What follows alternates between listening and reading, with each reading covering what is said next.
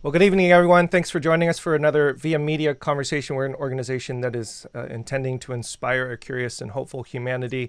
We're having conversations that matter, that are really critical and important. I want to take a quick moment to thank Spark Church. Thank you so much for your partnership in this very important conversation. I'm so grateful for your help and assistance in all this. Tonight we have with us Mike Martin, the co-author of Beating Guns, Hope for People Who Are Weary of Violence, co-authored with Shane Claiborne. For those of you who are watching live, please check out the Sli.do event number down below, 329-3502. We will be taking those questions later on in the evening. Mike, thank you so much for accepting our invitation. We're so incredibly humbled and honored that you would join us this evening. Thanks, Kevin. It's great to be here. Yeah. Tonight's event is starting off on a sober note because we already have news. I mean, this particular subject is incredibly painful. It's heart-wrenching. I feel always at a loss for words whenever we come to this particular subject. So you're going to be my therapist in some particular ways and help us with some words and try to get our brains wrapped around this. But we're coming off of just the most recent of what seems to be a never-ending slew of shootings in America. So the University of Virginia and our hearts are just, again, broken with that. And then just barely an hour ago, I got an email from a good friend who wrote that her niece lost her son to a shooting. And she writes in this email, "This senseless loss rests heavily on my heart, especially on heels of our discussion last week and ahead of tonight's session on beating guns. This increases my resolve to be involved in ongoing discussions and actions toward increasing awareness and driving change. Thank you for being a place and voice shining light in dark places." And I wanted to make sure that I said that to you, Mike. I feel like this book and the work that you're doing with Raw Tools is exactly that, a voice shining light in dark places. And so I want to extrapolate, I want to tear apart and learn as much as we can your history, the philosophy, the work that you're doing, the reasons why, and then how we can continue to advance this revolution of transforming this violence culture into a culture of peace. So let's start with a basic introduction. This was, I think, going to be helpful for some, I think, some of the religious aspects. What is a Mennonite, and how did a Mennonite become a blacksmith? Can you give us a very short history of your journey in your religious journey and then towards this work of Raw Tools? And then of course, I should probably ask, what is Raw Tools and what is it that you do? Sure, yeah. So my parents are Mennonite. I'm what people would call an ethnic Mennonite, their parents and their parents before them. But I actually grew up in an evangelical church for the most part. Mm-hmm. So my youth, my college, all in kind of a non-denominational space. And it wasn't until college that one of my professors encouraged me to kind of dig into my Anabaptist roots and see if that's something I still identify with as I was moving towards graduation, might find a youth pastor job. So he kind of wanted to make sure I was checking all my boxes. And when I did that, I kind of rediscovered what I was born into. And it really motivated me towards leaning more into nonviolence, valuing service. I think a lot of our traditions of Christianity value service a lot, and then also kind of this idea of separation in church and state, almost with a heavy emphasis on separation. A lot of people think of Mennonite and hear Amish. They're very separatist. Mennonite's different, but we're both Anabaptists. So that's kind of a quick capsule there. I learned how to blacksmith because of Raw Tools. My dad and I learned together. He has a family business that had someone who would work on his equipment when it broke, who was a blacksmith. And we floated this idea of, hey, can we make a garden tool out of a gun barrel? And he was very anxious to teach us this trade of blacksmithing. And my dad and I are fairly handy, but even without that, it's a lot more accessible than people think, which we can talk about. We'll talk about that later, about its impact on the ministry. But once we realized we could make a gun into a garden tool and invite others in, it just kind of snowballed from there. And yeah, and raw tools, we turn guns into garden tools.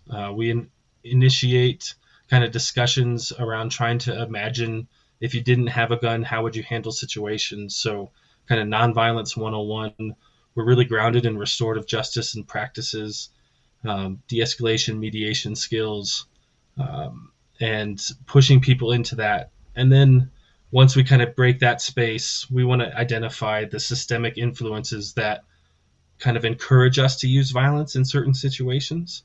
Um, and then also the systemic change that we can make to try and curb those influences. And eventually, I mean, the goal would be to eliminate that influence, that we Yeah. could create safe communities where violence isn't that kind of tempter that it is right now. Yeah. Yeah.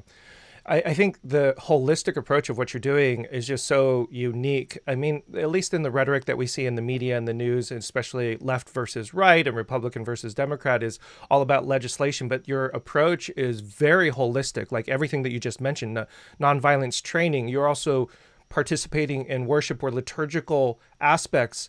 And this is, I think, let's get to the core of the philosophy of what drives you. On page 21, you write this incredible phrase: peace begins with the people. It is not politicians who lead the way to peace. It is the people of God who lead the politicians to peace.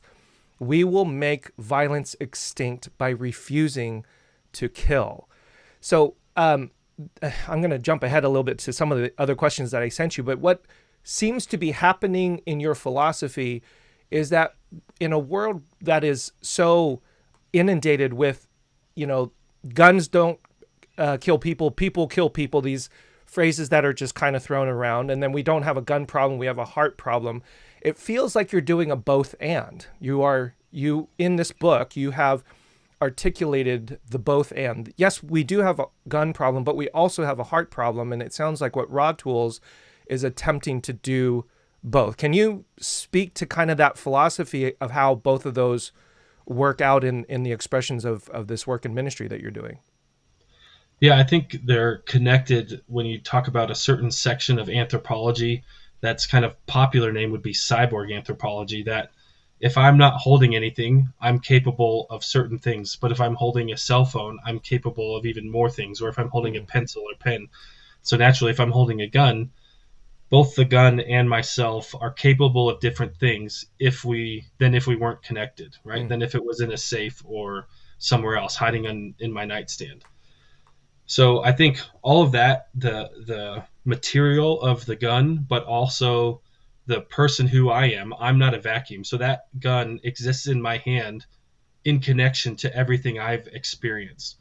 So when you open it to the University of Virginia and the email you got, everything that we're talking about here is connected to someone who's listening that has a distance from a trauma or a connection to a trauma or or they've experienced it themselves. And the more that we do these events, inviting people into this process, the more we hear people say, I never realized that I'm a survivor of gun violence because, and they'll list off the event that they were either present for but didn't really know that they were affected at the level that they were. But then mm, also, as we get even more to the surface, we hear about the gun problem, heart problem, and we need both of those things. It's easy to kind of fall into this bumper sticker or Twitter space where you only get that limited amount of characters to talk about this. And this is one of those issues you really have to break down, get into the nuance, get into the context, and understand that gun violence in rural Oregon is different than gun violence in suburban Colorado, mm. is different than gun violence in urban New York City. So all of these different places have these factors, and we really need to listen to the people in those areas who've been affected by gun violence to help us lead the way forward. And it's very rarely that you hear someone say that that way forward is with a gun. Mm. You mentioned that when we no longer train to annihilate fear, we train to face it. I agree that there's the cultural differences in the context are pretty nuanced depending upon the geography and the society, the socioeconomics of that.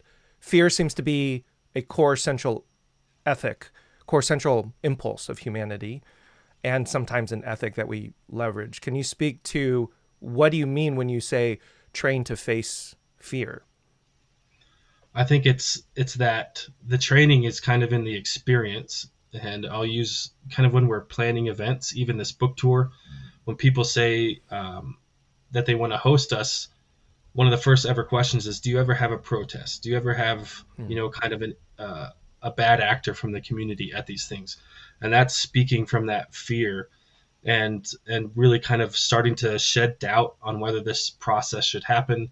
But then, and that was even within myself. I mean, we had other people who had been in peace work for a long time in our city be kind of the filing agent address for the organization, because I had fear of people kind of coming to our door, my personal house, looking for to do something to us. I don't know.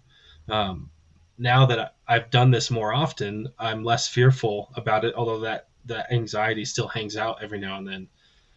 But I think it's about taking that next best step. And one church that worked with us a couple years ago, we had that dialogue. Do we have armed security present while we host an event that is trying to send the message that arms don't keep us safer?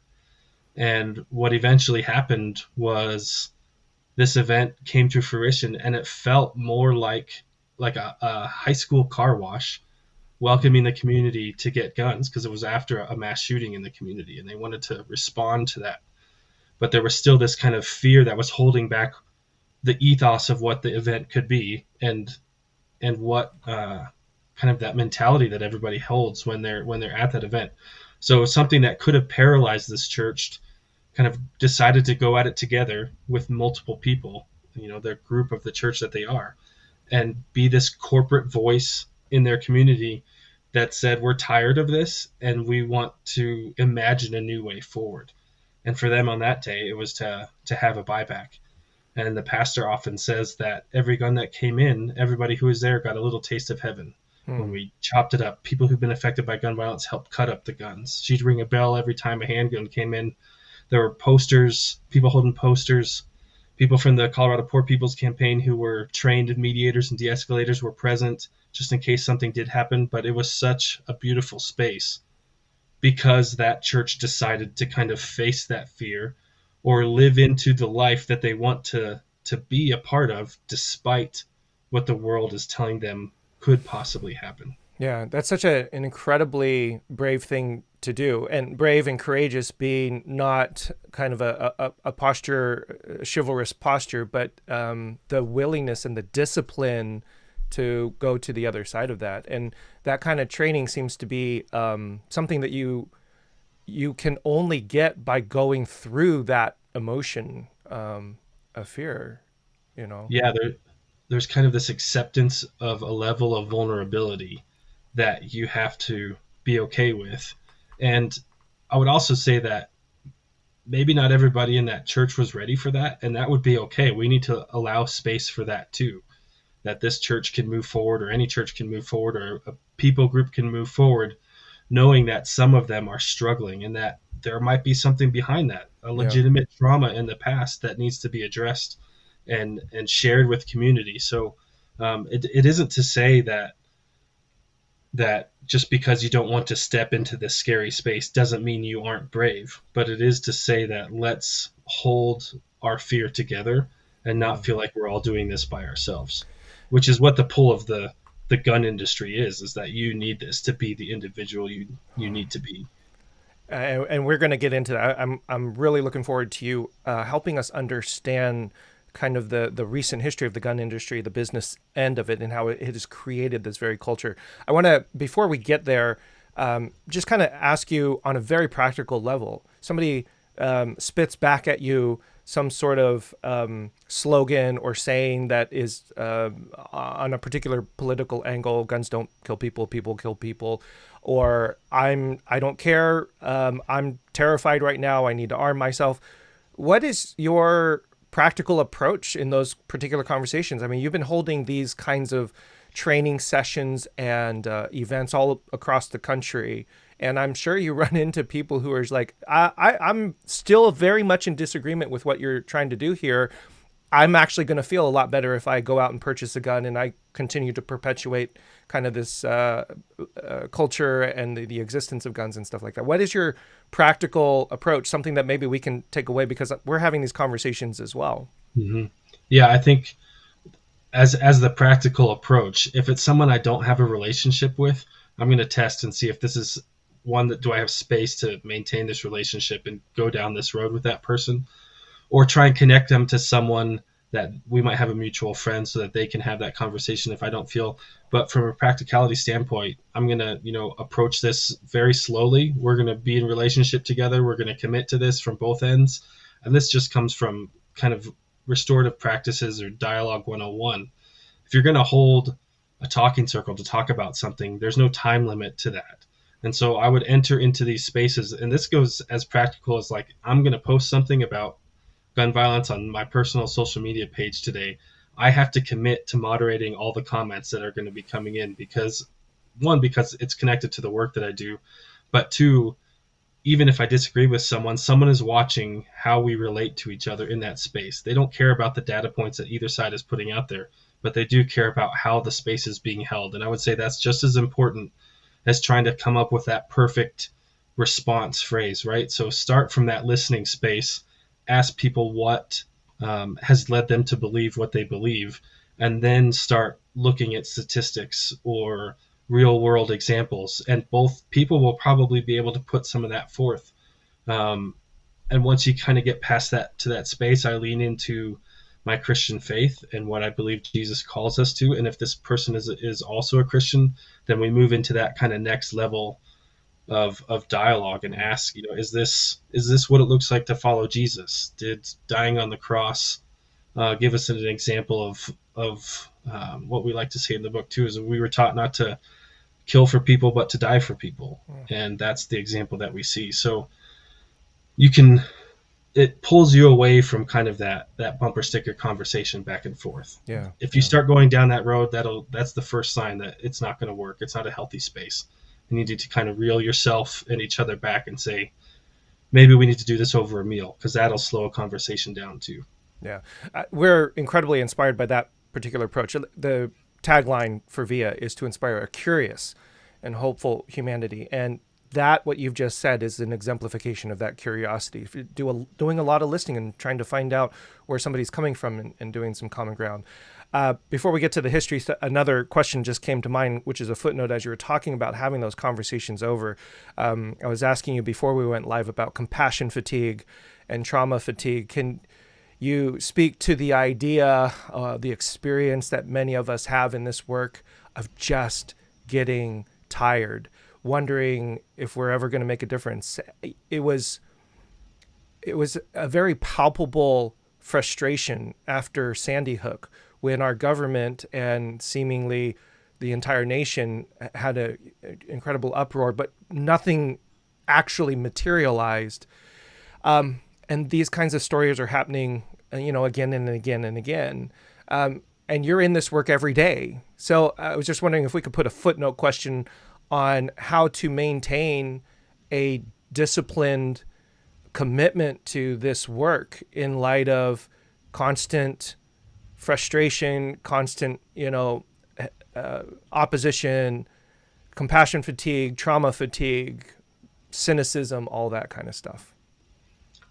Yeah, hold on to the things that give you life, because at the end of the day, we're trying to take and affect something that is taking life from our world, and to let that take control of our everyday is really hard when you get into that space. I felt that deeply after Uvalde and Buffalo, that it felt like it was those two back to back within a week or so of each other. I fell into that space. And so in that particular instance, it was an email from a survivor that we worked with who was just sending a random thank you about the work that we had done that helped that person.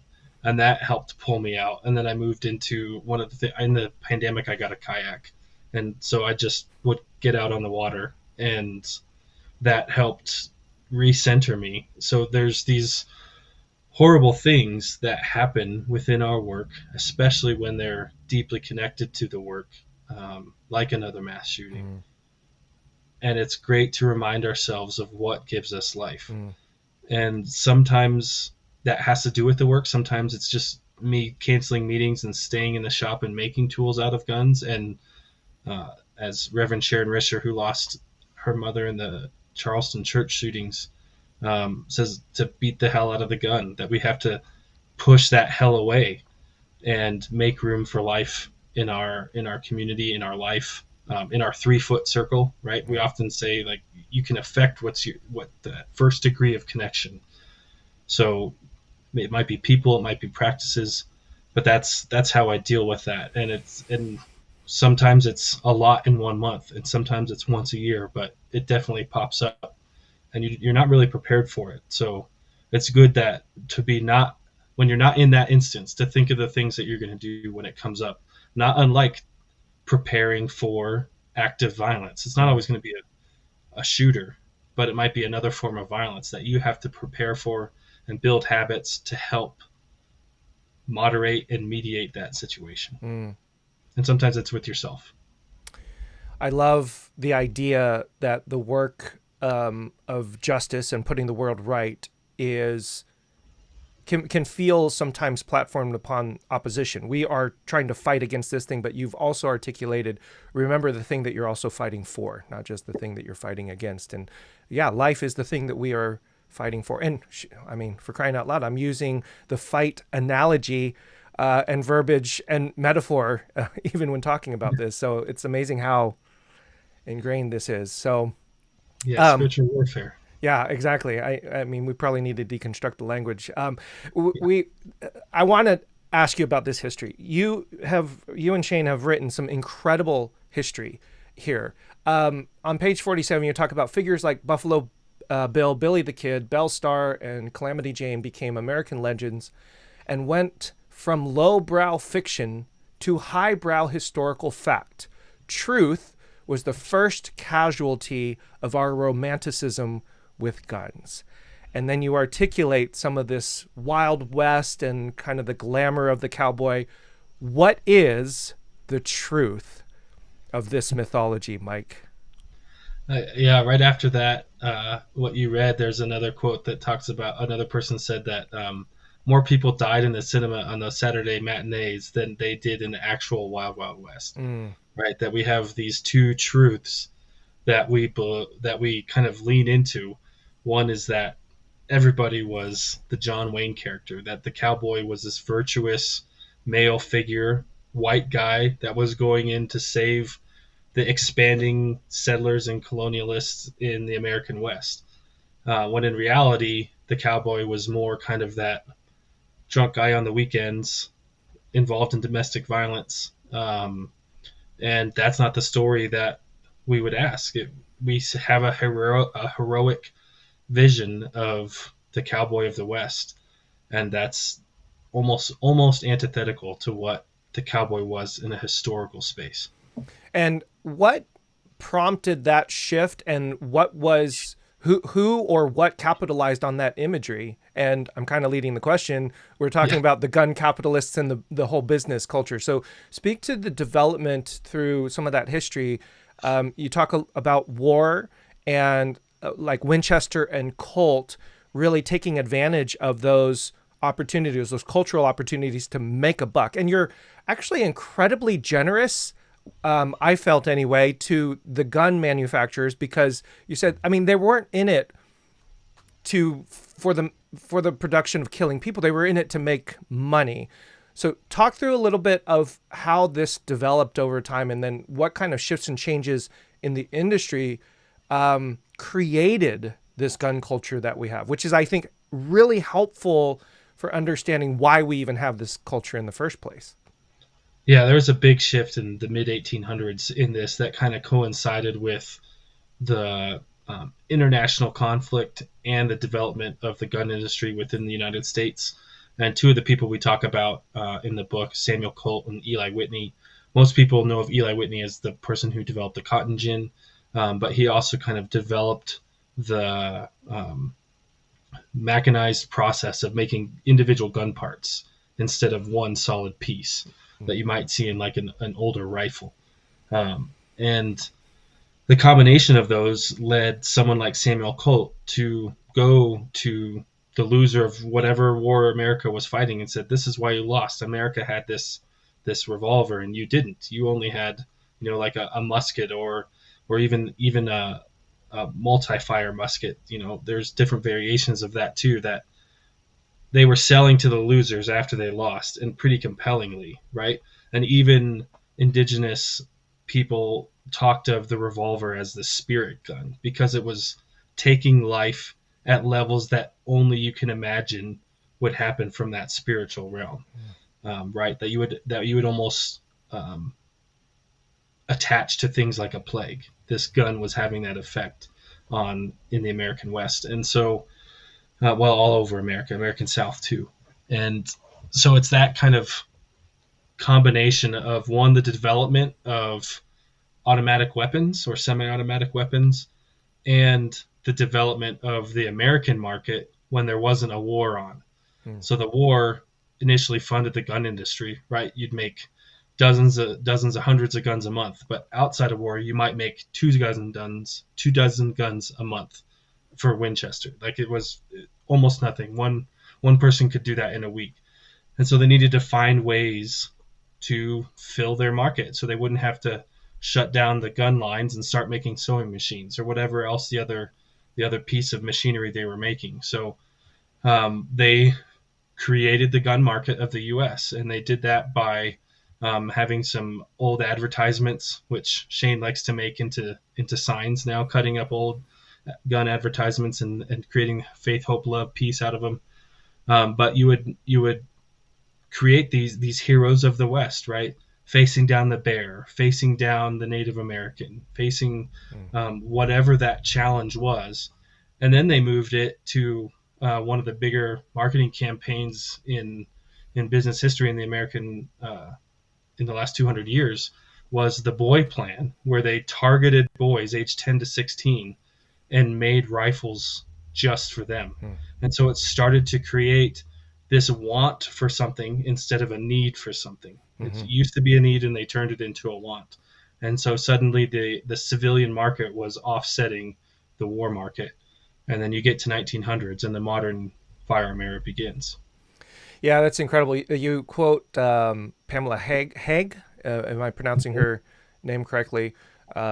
Quoted a couple times in the book. What once was needed now had to be loved. There's also an additional conflict that exists in this development too. I mean, that's just an incredible. Shoot, I got too many questions. One, how much responsibility / weight do you give to the industry for creating the culture versus the culture creating the industry? Because I feel like right now where we sit, it is the culture and the industry are in bed together, and they're kind of, in this very symbiotic relationship. But the way in which you describe it, it feels like there's a fair amount of weight given to the industry for the development of the culture. Is that a fair assessment of your analysis?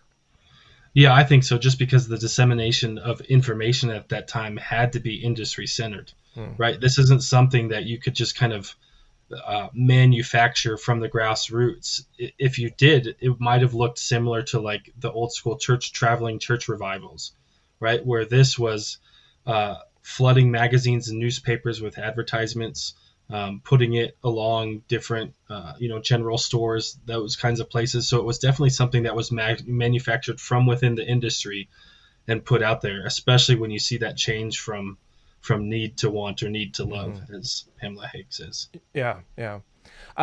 The conflict that I read in your book was that there were some who were really concerned as to what this was actually going to do to the individual.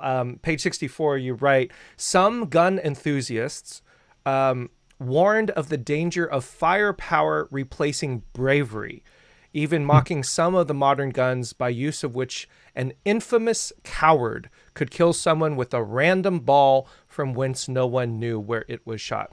That was pretty striking to me. I kind of have this sense that people who love guns are just, they're all in. But to know that there was controversy or concern, and in some ways that particular quote is in many ways prophetically analytical of what happens when you put a gun into your hands. Hmm. Can and you kind of touched on this earlier regarding fear and kind of the posture that we have. I mean, is there any more? Can you give us any more perspective on that critique and tension that exists and how that has manifested itself in the promulgation of all this weaponry that we now have?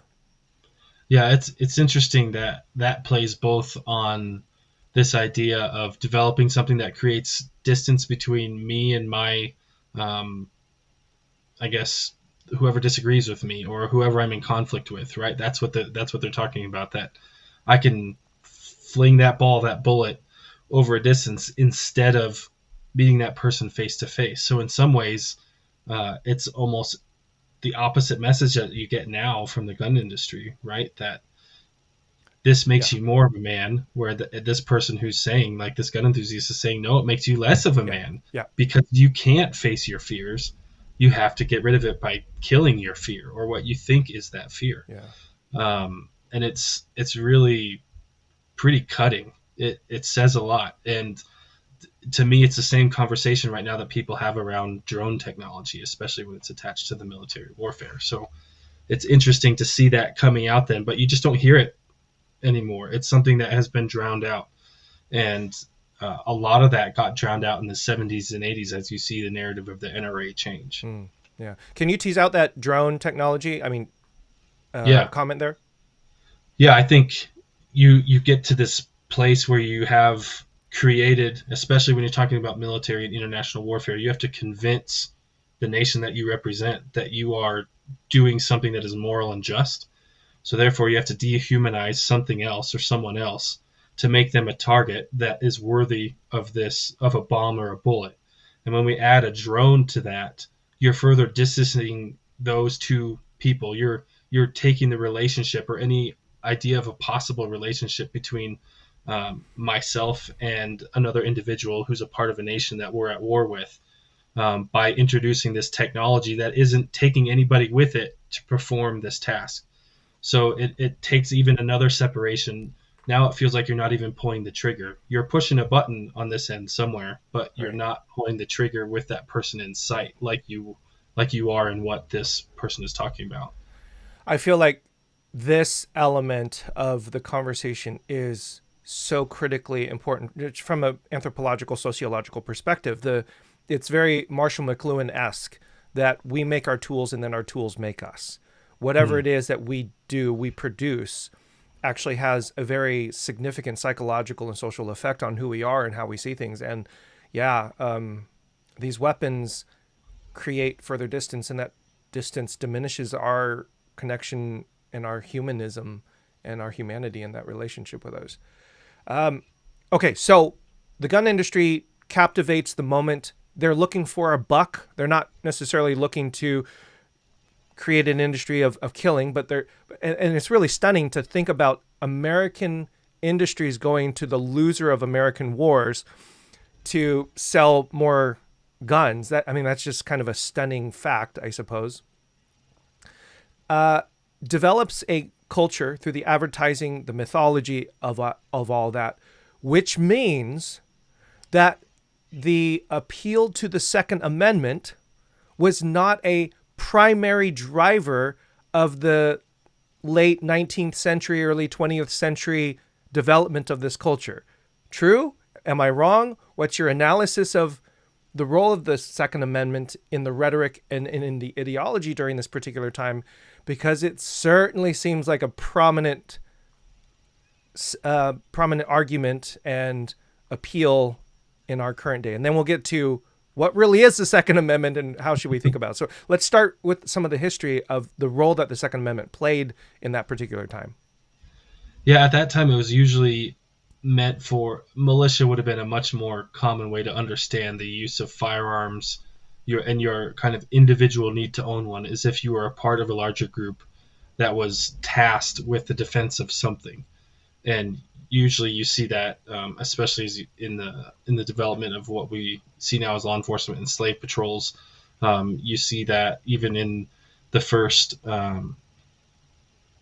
court cases dealing with Second Amendment rights and who gets to own the gun when when people of color start owning firearms. The first Supreme Court case was basically deciding, do people of color get to do this?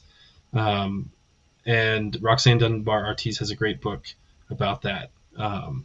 And and then you also see that when the Black Panthers come around too, right? That they're starting to have these patrols where they're basically legal observers with guns watching white cops pull over people of color and making sure that those police are abiding by the law and not doing anything. Yeah. And then you start seeing things. Reagan would come out and say stuff about that. So you kind of see that throughout this history.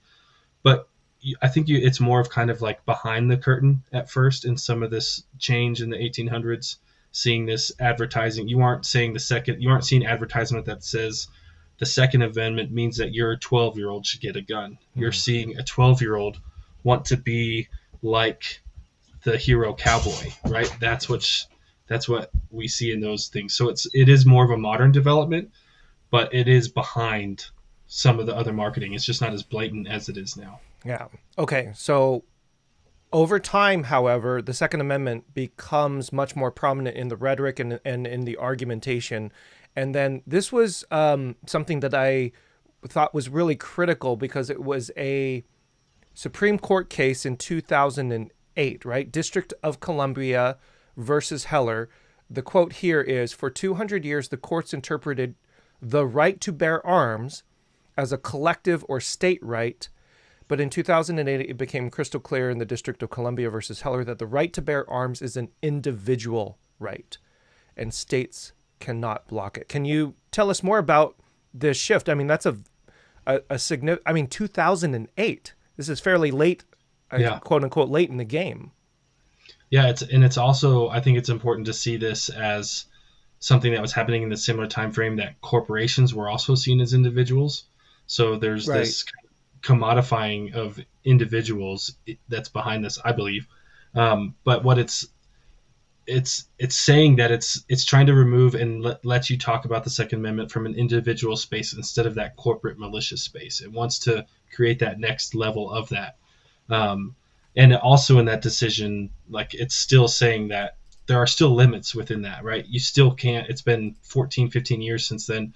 You can't own a grenade launcher or a rocket launcher or a fully automatic firearm. That's still not as loud. So there are limits on what individuals can own, and that is still up for debate, right? We're still having that conversation about assault rifles. Is this something? And that's a gray area too. It's not easy to define assault rifle. We can look at it and see what we think is an assault rifle, but that doesn't make it that. There's a lot of pieces behind that. That especially people who want to make that move need to educate ourselves on that. And so there's this, it's that layered decision, but it is another win for the gun market to say, see, this is your right to love this, if we want to go back to the previous conversation. So that's kind of defining that it's not just something you need for this corporate militia group that's in the protection of maybe community property, but it is also this individual right for you to do this on your own. It almost falls short of kind of that deputization that we see happening in the recent abortion laws, right? It's saying that you are your own deputy. That's another way for me to read this. How much of the Supreme Court decision, I mean, it's supposed to be anti or non-politically or non-partisanly influenced, but I mean, you can imagine that the industry, the gun industry, would have been lobbying and pushing and all that kind of stuff. I mean, in your understanding of that particular development, how much of the industry is still at play in pushing forward and advancing kind of these evolving interpretations of these laws that we have? Well, you can't disconnect them. It's entirely connected. Almost all funded through NRA lobbyists, likely written by them as well. And you cannot disconnect it. Yeah. It's not possible. To say otherwise is to just claim ignorance, in my view. That those two go hand in hand. Yeah. And it's part of why we ground so much of what we do in the church, that we're a part of something else that gets to have a different narrative. Okay, so let's talk about that, because this seems to be a core and central aspect of the work that you do and the philosophical approach going back to the very beginning, where not going to do this just through politicians and through, mandates upon our legislation and our laws. We're going to do this through the hearts of people. On page 182, you write this amazing line. I love it. Just as there is a spiritual dimension to our adoration of guns that is a form of idolatry, there is also a spiritual side to violence and our obsession with it. We want to suggest that it is literally a form of demonic possession. Period. Hang with us. Period. I really appreciated that. Hang with us. So explain your understanding / interpretation / provocation advocacy of demonic possession being an aspect of this adoration of guns and the spirit of violence. Yeah, I think I'll approach it this way in language that I've used a lot more since we've written the book that's not in the book, that I don't think we think enough about what it means to pull the trigger when our gun is pointed at someone else. We put so much heavy weight on the what if questions that we're always asked. What if you walk in and someone's doing something horrible to your wife? Why wouldn't you use a gun to shoot that person? Why wouldn't you do whatever it is? And we can save kind of like the spectrum of what pacifism and nonviolence is. That's probably for another day. But we're sticking with gun ownership here. And when we put ourselves in the worst of the worst situation, instead of imagining how it got to that situation in the first place. What are we doing along the way, building habits of community and neighborliness so that we get to meet each other with open arms instead of bearing arms? That's how do we reimagine what that road looks like? And when we are beat over the head constantly with this, a good guy with a gun is the only thing that can stop a bad person. I would say not just a bad person with a gun. I think that goes beyond just gun versus gun. That it's a bad person doing a bad thing to someone that you love. The gun is the easy option. And once we have that gun on our hip or in our nightstand, part of our brain, our imagination stops thinking of different ways to deal with that because we feel we already have that solution. And in that way, it's that possession, right? It starts taking over your imagination. It starts taking over how you develop your habits, how you discipline yourself to be, especially in our case, a follower of Jesus. And in that way, it definitely possesses what you do. But then if you continue to choose to use a firearm and you use it and it kills somebody, even if it is legally justifiable by the laws of our land, we are not understanding the trauma that creates, not just for the family that lost someone, no matter how horrible the thing that they were doing was, but also for you still took someone's life, and we don't talk about that enough. And that trauma, even though you have your people, let's say you did stop that situation at hand, you're still within that cycle of violence. And that's the demonic possession that has you. When you're in that cycle of violence and you can't get out, you're possessed and you cannot escape. And so for me, it's the work of the church to come alongside people who are stuck in those cycles of violence, abuse, trauma, whatever it is, and to kind of put our hand in there and offer a way out. And for me, this process of turning swords into plowshares is one of those ways we start to connect with people and start to seeing those. And I would have never had language for this 10 years ago when we started. It's only in working with survivors and victims of gun violence that they have helped inform me of what helps them in this trauma. To continue talking about the loss of their loved one keeps them alive. Not one of the people who took them getting the death penalty. That does nothing for them. But continuing to talk about the virtues of the person they lost, how the life they brought continues to bring life to them and their community. That was incredibly, wonderfully articulated and beautiful. Sam, let's go ahead and get some of those Sli.do questions up in the comments. So we'll get to those in a second. I got a couple more questions for Mike, and then we'll head to the Sli.do questions. What you just articulated is not just about certain people, but is also about us. There's a part of what you just said that demands that we kind of take stock of our own hearts in many ways, right? And this kind of speaks to you mentioned the third way of Jesus in there, which is Walter Wink's wonderful phrase for a different way. And I was wondering how much of that.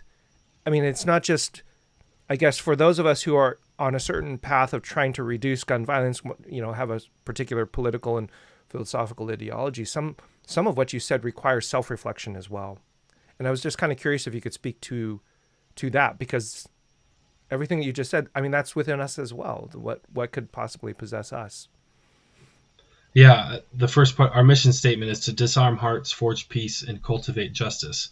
And disarm hearts was important for us to have first, that we do have to take stock. I often say I don't trust a pacifist who says that they would never kill somebody, because they aren't being honest with what they're capable of.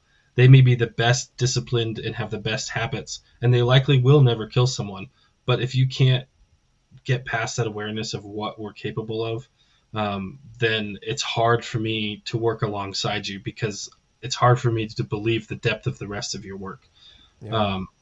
And that's part of it, is that we have to understand that when we're putting in a situation where we might have, lost a job, maybe a marriage or another significant relationship, and then a situation happens where all of our buttons are pushed, it's any one of us can quote unquote lose it, right? We can get more physical or more verbal than we would have ever been in any other kind of state, right? Even if we get to sleep for the night, we would wake up and not respond the way we did. And so it's so important for us to understand what we're capable of, not just the bad, but also the good. And I think, going back to thinking about compassion fatigue at the beginning, that can start to infiltrate just how we act in the little things. So yeah, remembering both what the worst of what we're capable of and the best of what we're capable of. But that third way isn't the middle, right? It's not these two extremes and you have to find the middle. It's a different way of looking at the situation altogether. Mm-hmm. Yeah. The other thing that you said that I thought was incredibly wonderful and profound is the word imagination, because that's the other piece of hope, is that it's not just optimism, feeling good about the future. It's imagining, conceiving. This is Walter Brueggemann's idea of the prophetic vision as well, of imagining a future and then working towards that. Oh, well, see, there you go. Well, I already have a quote for this. Oh, right, there you go. So let's finish this segment on imagination. Then I'll get to the Sli.do questions that were submitted. Page 261. The more we surround ourselves with plows, the more we will find ourselves creating life. The more we produce with plows, the more we see others as recipients of that sometimes actual produce. The more we surround ourselves with guns, the more we will see people, animals, and things as targets. Our imaginations work with the tools we have. What a wonderful quote. So share a little bit more about that idea and why and how imagination is so critical to the work that you do. Yeah, I'm going to read this quote directly from Brueggemann from the Prophetic Imagination, because I don't have a genesis for the start of Raw Tools, but this is a quote that helped me take the next step to say, yeah, we can kind of start living into this. He says, we need to ask not whether it's realistic or practical or viable, but whether it's imaginable. We need to ask if our consciousness and imagination have been so assaulted and co-opted by the American consciousness that we have been robbed of the courage or power to think an alternative thought. Yeah. And that's to what I was saying earlier. Like, if we have that gun on our hip, it's hard for us to think of that alternative thought. And he says royal consciousness in the book, not American consciousness. So that's just an update to our context, that we are pulled kind of into this dominating empirical narrative of the day and saying that this is what we need to do to survive, where God and Jesus and the church as a collective have the power to pull us out of those self-deprecating cycles like violence. Yeah. And one of the best things about building like a blacksmith network across the country and volunteers who help disable guns is their ability to imagine a new thing to make out of the guns. I love our monthly blacksmith meetings where we say, hey, what are you doing? Or what can you do with this piece of the gun? We haven't figured out what to do with this yet. And another blacksmith says, hey, that looks like what I used to make this coat hanger. You could make that with it. And we continue to find new things beyond just garden tools and jewelry and what we say other lovely things in the book, that it's you can make anything you want out of the remnants of broken guns, and you can involve the community in that space too. You can have survivors help cut them up. You can have survivors help reshape them. You can have the community be a part of that as well. You can have them witness. You can create safe spaces for survivors to be witness to their community on the trauma and violence, the cycles that they're begging us not to continue to fall into. Yeah. So good. One of the questions that came in from Anonymous: if there is someone who is not religious, how would you connect them to encourage a nonviolence as a way forward? Is religion necessary as a common ground? It's definitely not necessary. We do a lot of, I guess you could say, corporate or secular events where we invite, and you can have, when you involve the survivors, their stories often speak for themselves. So that's the context that I'm often find myself having these conversations. So I'm actually less and less in, I guess, what you would call normal places where you have these conversations, because I'm already in a context of gun violence. But there are great statistics out there. One I often move towards is that a gun in your home is at minimum 3 times more likely to be used against you or someone you love than against an intruder. So ask in those conversations, like, ask them, how likely are you to be home even? One, how likely is someone to even break into your house? But on top of that, how likely is it that you're to be home? That's against kind of the narrative of an intruder. You don't want to be there when people are home. So those chances already go down. But then also speaking to people who have used firearms, whether they be military veterans or law enforcement who have been disaffected or have regretted having to even pull their firearm, whether they use the trigger or not. Those stories work really well too.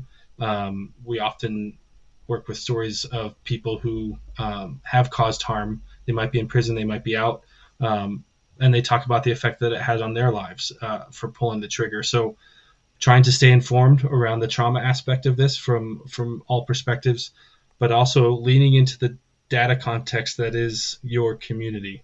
Maybe it's suicide, maybe it's domestic violence, each one of our communities. So find out what that data is in your community and use that in your relational dialogue. Yeah, that's really good. Bob writes, U.S. gun advocates, when faced with positive examples from other countries of legislation, say they need guns to resist government tyranny. How do you respond? I'd like to see their example of when we've needed that. We live in at the same time, though, that narrative often comes from people who say that this is the freest country in the world. We can do so much without needing to get to the level of violence to buy our house, to drive our cars, to get to work, to ride the bus. We don't need to carry a gun to do any of those things.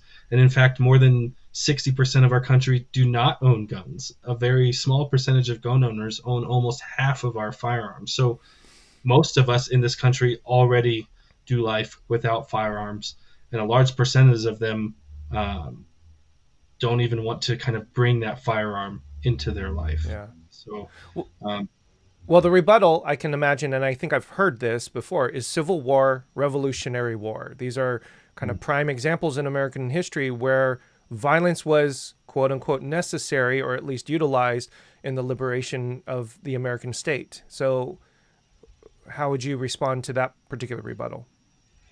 You know, if I'm in a faith space, I lean into our history of being in diaspora and exile, and that God still preserves us as a collective. Don't allow that conversation to get to the individual, because that's not what this is about. This is about our collective survival and health as a community. And so it's easy to get pulled into that individual space. What are you going to do if the government comes to your door?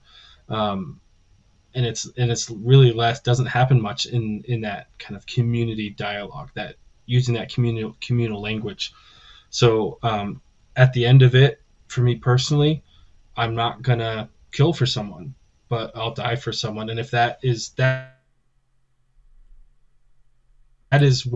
I choose my death over someone else's life, if that makes sense. We had a little bit of an internet interruption. You said, I'm not going to kill for somebody, I'm going to die for somebody. And then we lost you for about 5 seconds there. Could you repeat what you mentioned? Yeah, and Apologize. so connecting that, if we do that as a collective, if we're not just Mm, out there individually dying, but we're saying as groups that we are not going to do this. I mean, the Mennonites, my faith tradition, have a history of conscientious objection to war, which is mm, connected to this kind of like international conflict or even regional conflict if we're talking about civil war, that large groups of people against other large groups of people, that says this is not the way forward. And so this is leaning into, this is probably something we need to cultivate more of, is how we look at collective nonviolence and how it works. There's a lot of great books out there that talk more about this. Ron Sider does a lot there about how nonviolence works. That nonviolence in international conflicts has a longer lasting effect of positive change than mm, violent conflict like a revolutionary war or civil war.